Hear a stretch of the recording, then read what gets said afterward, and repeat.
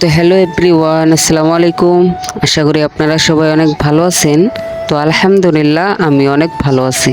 তো প্রতিদিনের মতো ঘুম থেকে উঠলাম। আজকে যেহেতু জুমাবার তাই তাড়াতাড়ি উঠছি। তো ঘুম থেকে উঠে তাড়াতাড়ি গোসল করলাম। এখন আমি নামাজ পড়তে যাবো, তাই তাড়াতাড়ি করে গেঞ্জি পরলাম, পাঞ্জাবি পরলাম, তাই নামাজ পড়তে যাবো। যেহেতু জুমার দিন স্পেশাল একটা দিন, তাই আতর মাখলাম, অনেক সুগন্ধি মাখলাম। আর এখানে আমি সুজনের জন্য অপেক্ষা করতেছি যে দুজনে একসাথে নামাজ পড়তে যাব।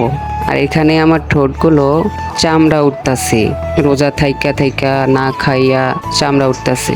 আর দুজনে একসাথে হইয়া নামাজ পড়তে যাইতাছি। আর আজকের ওয়েদারটা যে এত সুন্দর যা না বললে নয়। আর আজকে যেহেতু রমজানের শেষ জুমা, তাই তাড়াতাড়ি আগে নামাজ পড়তে গেলাম। ভাই, ভাত খেতে যাবেন না? দেরি আছে ভাত খাওয়া। মিয়া, এ রমজানের মাস, সেহরিটা আগে খাইবেন না? আগে আগে তোর আগে ভাত খেয়ে আসবি রে। আর আর দেখ, আর কয় মিনিট আছে? 30 মিনিট আছে। হালাল। আমি খাওয়া দাওয়া সব শেষ করে দেখ, ব্রাশ করতেছি। আর ভাই, আগে কি কাজটাই করা লাগবো? এনে ফাইজলামো করিস না, বুঝছস? মোবাইল নিয়ে দিন আসা আসা এখানে দেখেন গাইস, কতগুলো স্টিকার বানাইছে। রোজা রমজান মাস, ভাত খাবে না, তাও খায় না। আগে ওগো কাজ, এবারে এত টাকা লাগে, কি কমু, কিছু বলার নাই।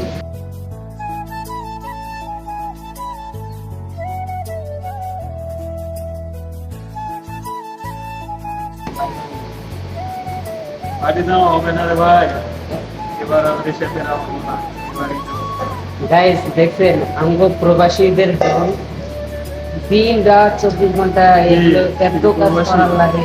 কি আমরা কি বাংলাদেশে তো বাংলাদেশে থাকলে এগুলো যারা বিদেশে থাকে তারা প্রবাসী। নিজের নিজের নিজের জন্মস্থান থেকে তো দূরে আছি না, এটাকে বলে প্রবাস। ওটা বিরিয়ানি আর বাংলাদেশে থাকলে তো অনেক। এই দেখেন, এই কাজগুলো করার পর আবার খাইতে যাওয়ার লাগবে। এই খাওয়ার পর আবার আসতে রাত হবে। লাগবে, আবার আসতে হইব, আবার কাজ করার লাগবে। করতে হবে, দেন এগুলো আবার গুছাগুছি করার লাগবে, পরে নামাজ পড়তে হবে। পরে আবার নামাজ পড়ার লাগবে। তাহলে না প্রবাসীদের জীবন এটাই। পাড়ার শীতের মতো একটু পানি করতে হবে।